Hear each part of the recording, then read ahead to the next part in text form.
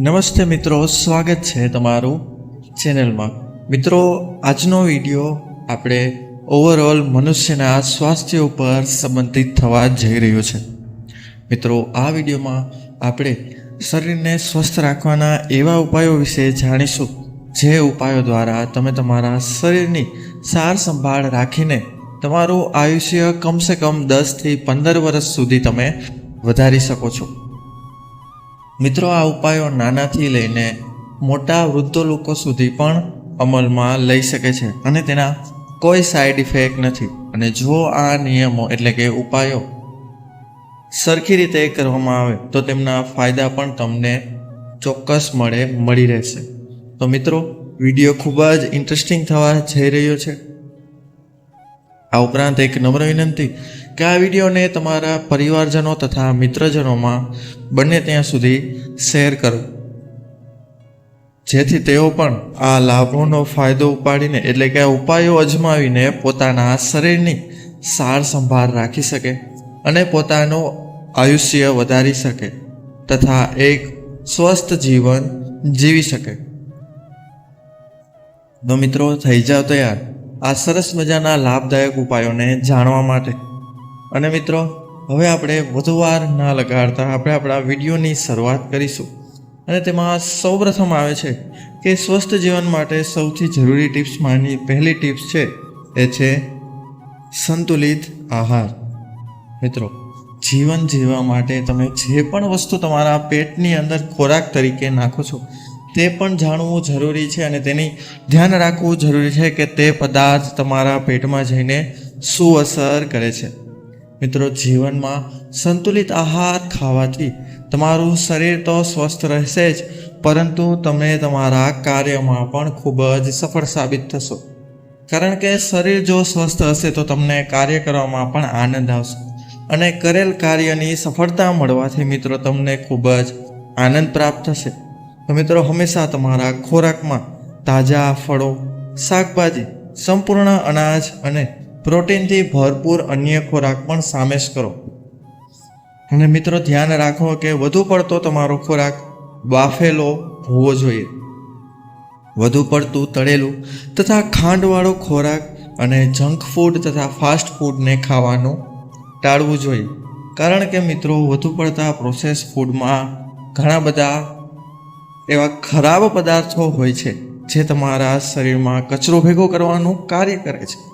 આ કચરો મિત્રો વધુ એકત્રિત થતાં તમારા હૃદય તરફ જતી નસું બ્લોકેજ થવા લાગે છે। પરિણામે તમને હાર્ટ એટેક આવવાના ચાન્સીસ વધી જાય છે। માટે બને ત્યાં સુધી મિત્રો વધુ પડતા મસાલા તથા તળેલા ખોરાકથી દૂર રહો। વધુ પડતા સુગરવાળા ખોરાકથી પણ દૂર રહો મિત્રો, અન્યથા તમને ડાયાબિટીસ જેવી સમસ્યા થઈ શકે છે। અને જંક ફૂડ ખાવાનું પણ ટાળો, કારણ કે જંક ફૂડમાં મિત્રો ઘણી બધી કેલેરી હોવાથી તે તમારા શરીરમાં ચરબીને એકત્રિત કરવાનું કાર્ય કરે છે। પરિણામે તમે ઓબીસ અથવા મોટાપણાના શિકાર થઈ શકો છો। અને જો તમે તેના શિકાર થઈ ગયા તો ત્યારબાદ તમારો વજન ઘટાડવો ખૂબ જ મુશ્કેલ બની જાય છે। માટે હંમેશા મિત્રો મોસમી સ્વરૂપે ચાલી રહેલા ખોરાકનું પાલન કરો તથા મોસમી ફળો તથા મોસમી શાકભાજી પ્રમાણે આહાર લઈને તમારું શરીર, તમારી પેટનું પાચન તંત્ર સ્વસ્થ રાખો। ત્યારબાદ છે મિત્રો એ છે નિયમિત કસરત કરવી। મિત્રો, નિયમિત કસરત કરવાથી ના તો બલકે તમે સ્વસ્થ રહો છો, પરંતુ તમે તમારા શરીરને પૂરતા પ્રમાણમાં જોતું વર્કલોડ પણ આપો છો। તો દરરોજ ઓછામાં ઓછું 30 મિનિટ એટલે કે અડધી કલાક આખા દિવસમાં તમારે કોઈ પણ એક એવી એક્ટિવિટી કરવી જોઈએ જેમાં શરીરને થોડો કષ્ટ પડે, જેમાં તમે ચાલવું, દોડવું, યોગા કરવી, જીમ જવું તથા અન્ય કોઈ પણ જાતનો શારીરિક શ્રમ થાય તેવી રમત રમી શકો છો, જેમાં ફૂટબોલ, ક્રિકેટ, હોકી, બેડમિન્ટન વગેરેનો સમાવેશ થાય છે। અને એ વાતનું ખાસ ધ્યાન રાખો કે તમારા શરીરને કઈ ટાઈપની એક્સરસાઇઝ સૂટ કરે છે તે ધ્યાન રાખો। જો તમે વધુ પડતો વજન ઉપાડવા સક્ષમ નથી તો તમારે વેઇટ લિફ્ટિંગથી મિત્રો દૂર રહેવું જોઈએ। આ ઉપરાંત જો તમે તમારા શ્વાસના લીધે તકલીફ થતી હોય તો તમારે કાર્ડિયો જેવી એક્સરસાઇઝ ઝાઝો સમય ના કરવી જોઈએ. આ ઉપરાંત જે લોકોને ગોઠણને લગતી સમસ્યા હોય તેવા લોકોને દોડવાની જગ્યાએ ધીમા પગલે ચાલવાની એક્સરસાઇઝ તેમના માટે શ્રેષ્ઠ સાબિત થશે. પરંતુ કોઈ પણ ઉંમર હોય મિત્રો, તમારા શરીરને થોડોક થાક આપવો ખૂબ જ જરૂરી છે. જો તમે થાક નહીં આપો તો તમે લીધેલો ખોરાકનું પાચન બરોબર થશે નહીં. આ ઉપરાંત શરીર કસાશે નહીં અને શરીરનો વિકાસ સરખો થશે નહીં. માટે બને ત્યાં સુધી તમારી દિનચર્યામાં અડધી કલાક તો તમારા શરીરને કસરત સ્વરૂપે અવશ્ય આપો. ત્યારબાદનો ત્રીજો ઉપાય એટલે કે ટિપ્સ છે મિત્રો, પૂરતો આરામ લેવો. મિત્રો, સારો ખોરાક ખાવાથી અને કસરત કરવાથી તમને ફાયદા થશે, પરંતુ જો તમે સારી ઊંઘ નહીં લ્યો તો આ બંને ઉપાયોના કંઈ ફાયદા કંઈ મહત્વ ધરાવતા નથી. કારણ કે બોડીને રિકવર કરવા તથા બોડીમાં પૂરતું ન્યુટ્રિશન પૂરું પાડવા માટેનો શ્રેષ્ઠ સમય ઊંઘ હોય છે. ઊંઘના સમયે મિત્રો તમારું શરીર તમારા શરીરના અંગોને પૂરતા પ્રમાણમાં ન્યુટ્રિશન આપીને તેને રિપેર કરવાનું કાર્ય કરતું હોય છે. માટે બને ત્યાં સુધી મિત્રો રોજ 7 થી 8 કલાકની ગહેરી નીંદ લો. અને એ પણ ધ્યાન રાખો કે તમે જ્યાં સૂઈ રહ્યા છો તે આજુબાજુનું વાતાવરણનું ખાસ ધ્યાન રાખો. વધુ પડતા ઘોંઘાટવાળા, વધુ પડતા પ્રકાશવાળા તથા ખૂબ જ ગરમીવાળા વાતાવરણમાં સૂવાનું ટાળો. તેની જગ્યાએ શાંતિમય, અંધકારમય તથા તમારા બોડી ટેમ્પરેચરથી ઠંડુ હોય તેવું વાતાવરણમાં સૂવાનું પસંદ કરો, જેનાથી તમને ખૂબ જ ઓછા સમયમાં ગાઢ નીંદર આવી જશે અને ઉપરાંત તમને અધવચ્ચે નીંદર પણ નહીં ઉડે. મિત્રો, પૂરતા પ્રમાણમાં આરામ લેવાથી ના તો તમારું બોડી ફ્રેશ રહે છે, પરંતુ તમારા શરીરના બધા અંગને પૂરતા પ્રમાણમાં ન્યુટ્રિશન મળવાથી પરફેક્ટ રીતે કાર્ય પણ કરે છે. માટે બને ત્યાં સુધી મિત્રો તમારા શરીરને 7 થી 8 કલાકનો પૂરતો આરામ અવશ્યપણે આપવો, જે સૌથી મહત્વનું કાર્ય છે. ત્યારબાદનો મિત્રો આપણો ચોથો ઉપાય એ છે કે પાણી પીવાનું ભૂલવું નહીં. મિત્રો, તમારા શરીરને પૂરતા પ્રમાણમાં કાર્ય કરવા તથા તમારા પાચન તંત્રને કાર્ય કરવા ઉપરાંત તમારા મગજને પણ કાર્ય કરવા માટે પાણીની જરૂર ખૂબ જ પડતી હોય છે. કારણ કે મિત્રો આપણા શરીરમાં મુખ્યત્વે 75% ભાગ તો પાણીનો જ હોય છે. જો શરીરને પૂરતા પ્રમાણમાં પાણી નહીં મળે તો શરીરના અંગો સરખી રીતે કાર્ય નહીં કરે. મિત્રો, તમારા શરીરને ઓછામાં ઓછા આખા દિવસમાં 6 થી 7 ગ્લાસ પાણી પીવા જરૂર આપો. મિત્રો, અને જો તમે એક એથ્લીટ છો, જો તમે કોઈ ભારે વર્ક કર્યા છો, આ વર્ક કરવા સમયે તમારા બોડીમાંથી પસીનો વધારે પડતો નીકળી રહ્યો છે તો તમારે 6-7 ગ્લાસની બદલે 9-10 ગ્લાસ પાણી અવશ્ય પીવું જોઈએ. કારણ કે મિત્રો ડિહાઇડ્રેશનના લીધે બોડીમાં ઘણા બધા નુકસાન થતા હોય છે. આ ઉપરાંત ચક્કર આવવું તથા અંધારા આવવા જેવી સમસ્યા પણ પૂરતા પ્રમાણમાં પાણી ન પીવાના લીધે જ થતી હોય છે. હાલમાં ચાલી રહેલો ઉનાળાના સમયે મિત્રો બને ત્યાં સુધી તમારા શરીરને હાઇડ્રેટેડ રાખો.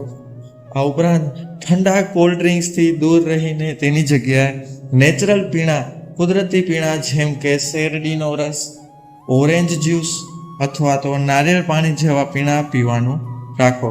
તે તમારા શરીરને લાંબા સમય સુધી હાઇડ્રેટેડ રાખવાનું કાર્ય કરે છે તથા તમને તમારા કાર્ય પ્રત્યે ઉર્જાવાન રાખવાનું પણ કાર્ય ચોક્કસપણે કરે છે. માટે હંમેશા તમારી બોડીને સારા એવા લિક્વિડથી હાઇડ્રેટેડ રાખવાનું કાર્ય ચોક્કસપણે કરવું જોઈએ.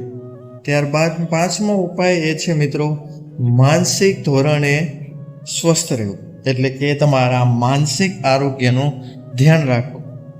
મિત્રો, જો તમે શારીરિક રીતે ફિટ હશો તો તમારે તે પણ ખાસ ધ્યાન રાખવું જરૂર છે કે માનસિક રીતે પણ તમારે હંમેશા સ્વસ્થ રહેવું જોઈએ. કારણ કે કાર્ય કરવા મિત્રો બંને ઉર્જા એટલે કે શારીરિક ઉર્જા અને માનસિક ઉર્જા બંનેની જરૂરિયાત કોઈ પણ કાર્યમાં રહેતી હોય છે. જો શારીરિક ઉર્જા હશે પરંતુ તમારી માનસિક સ્વાસ્થ્ય સરખું નહીં હોય તો તમારી બોડીમાં ઘણા બધા ફેરફાર આવી શકે છે. ડિપ્રેશન તથા સ્ટ્રેસના લીધે તમારું બોડી સરખું કાર્ય કરશે નહીં. માટે માનસિક આરોગ્યનું ધ્યાન રાખો. તેના માટે મિત્રો તમે ધ્યાન છે, પ્રાણાયામ છે, ભારતી તથા શ્વાસોશ્વાસની પ્રક્રિયાથી તમે તમારા માનસિક તણાવને ઘટાડી શકો છો. આ ઉપરાંત સમયાંતરે માનસિક આરામ આપવો જોઈએ. વધુ પડતા વિચારો કરવાનું ટાળવું જોઈએ અને કોઈ પણ એક વસ્તુને લઈને આખો દિવસ ગંભીર ન થવું જોઈએ. થોડીવાર મિત્રો તમારા મનને શાંત રાખવા તમે કોઈ પણ મ્યુઝિક સાંભળી શકો છો, કોઈ પણ જગ્યાએ ચાલવા જઈ શકો છો, અથવા ડાન્સ કરીને કોઈ પણ નાની હળવી એક્ટિવિટી દ્વારા પણ તમે માનસિક તણાવ ઘટાડી શકો છો. માટે શારીરિક સાથે સાથે માનસિક આરોગ્યનું ધ્યાન રાખવું પણ તેટલું જ જરૂરી માનવામાં આવે છે. ત્યારબાદનો છઠ્ઠો ઉપાય છે મિત્રો સામાજિક સંપર્ક રાખવો. મિત્રો આખા દિવસના કાર્ય તથા શરીરને પૂરતા પ્રમાણમાં વર્કલોડ આપ્યા બાદ તમારા પરિવારજનો તથા મિત્રજનો સાથે થોડો સમય વિતાવવો પણ જરૂરી છે. કારણ કે સોશિયલ એક્ટિવિટી દ્વારા મિત્રો તમારા માનસિક સ્વાસ્થ્યને ખૂબ જ સારી અસર પડે છે. આ ઉપરાંત પોઝિટિવ લોકોની આજુબાજુ રહેવાથી તથા તેમની સાથે સમય પસાર કરવાથી પણ તમારા મનોબળમાં સારો એવો વધારો થાય છે. આ ઉપરાંત તમે તમારા કાર્ય પ્રત્યે ઘણા બધા પોઝિટિવ રહેવા પણ લાગો છો. માટે બંને ત્યાં સુધી મિત્રો આખા દિવસમાં થોડો સમય તમારા મિત્રજનો અથવા પરિવારજનો સાથે અવશ્યપણે વિતાવવો જોઈએ. નંબર 7 છે મિત્રો હાનિકારક આદતોથી દૂર રહે. મિત્રો મુખ્યત્વે આજની યુવાન પેઢી મોજ મજાની રમતમાં મિત્રો ન હોય તેવા ધૂમ્રપાન તથા વ્યસન કરી રહ્યા છે. પરંતુ તેઓને ખ્યાલ નથી કે આ જ વ્યસન આગળ જતાં તેમના શરીરના બગડવાનું કારણ બની શકે છે. ઉપરાંત અમુક કેસમાં મોતનું કારણ પણ બની શકે છે. મિત્રો સિગરેટ, દારૂ, આ ઉપરાંત ગુટકા, મસાલાથી હંમેશા મિત્રો દૂર રહો. નશાની વસ્તુઓથી હંમેશા દૂર રહો. કારણ કે એકવાર આ બધી વસ્તુની આદત લાગ્યા બાદ તમને તેનાથી છુટકારો મેળવવામાં પણ ખૂબ જ સમય લાગશે. અને જ્યાં સુધી તમને રિયલાઇઝ થશે કે આ વસ્તુ ખૂબ જ ખરાબ છે, ત્યાં સુધીમાં તે વસ્તુએ તમારા શરીરમાં ખૂબ જ ભારે નુકસાન પહોંચાડી દીધું હશે. ધૂમ્રપાનથી મિત્રો કેન્સર થવા તથા તમારી ફેફડાની સમસ્યાને લગતા રોગો થવાને ઘણી બધી શક્યતાઓ વધી જાય છે. આ ઉપરાંત દારૂનું સેવન ના કરવું જોઈએ. તેનાથી લીવર તથા કિડનીને ભારી માત્રામાં નુકસાન થતું હોય છે. આ ઉપરાંત મિત્રો બંને ત્યાં સુધી કોઈ પણ પ્રકારના નશાથી દૂર રહેવું જોઈએ અને તેનાથી વ્યસનની આદત ના લાગે તેનાથી તો ખાસ દૂર રહેવું જોઈએ.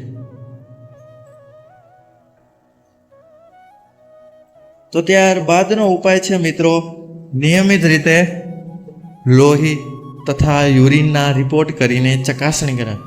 મિત્રો સમયાંતરે અમુક પ્રકારના બોડી ચેકઅપ કરાવવાથી તમારા શરીર વિશે બધી માહિતી તમને મળી જાય છે. આ ઉપરાંત જો શરીરમાં કંઈ પણ પ્રકારના ન્યુટ્રિશનની ખામી હશે તો તે પણ તમને જણાઈ જશે, જેથી તમે તેનો ઈલાજ ચોક્કસપણે તુરંત કરી શકો. તો માટે મિત્રો 3 મહિને અથવા 6 મહિને બ્લડ રિપોર્ટ, યુરિન રિપોર્ટ, આ ઉપરાંત ઓલ ઓવર બોડી હેલ્થ ચેકઅપની ચકાસણી અવશ્યપણે કરાવવી જોઈએ.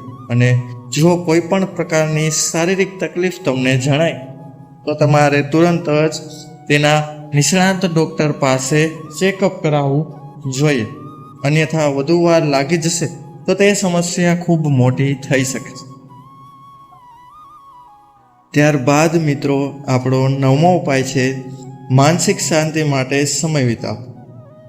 મિત્રો આખા દિવસની ભાગાદોડા જીવન ભર્યા બાદ મિત્રો રાત્રે શાંતિથી રૂમમાં અડધી કલાક શાંતિ રાખી કોઈ પણ જાતનો અવાજથી દૂર રહીને થોડું વાંચન કરવું તથા કોઈ પણ જાતનું શાંતિવાળી એક્ટિવિટી જેમાં લેખનનો પણ સમાવેશ થાય છે તે કરવું જોઈએ. અથવા તો સંગીત સાંભળવું કે કલા પ્રદર્શન કરવાથી મિત્રો તમારી માનસિક સ્થિતિમાં ખૂબ જ સારો એવો વધારો થાય છે. હા મિત્રો, અને તે મનોવૈજ્ઞાનિક દ્વારા પણ જણાવવામાં આવ્યું છે કે રોજ અડધી કલાક તમને ગમતી કોઈ પણ એક્ટિવિટી કરવાથી માનસિક રીતે તમને ઘણી બધી ખુશી મળશે, રાહત મળશે. આ ઉપરાંત તમારા મૂડમાં પણ ઘણો બધો ફેરફાર થઈને ઇમ્પ્રુવમેન્ટ જણાશે. એટલા માટે માનસિક શાંતિ માટે આખા દિવસમાંથી અડધી કલાક ચોક્કસપણે આપવી જોઈએ.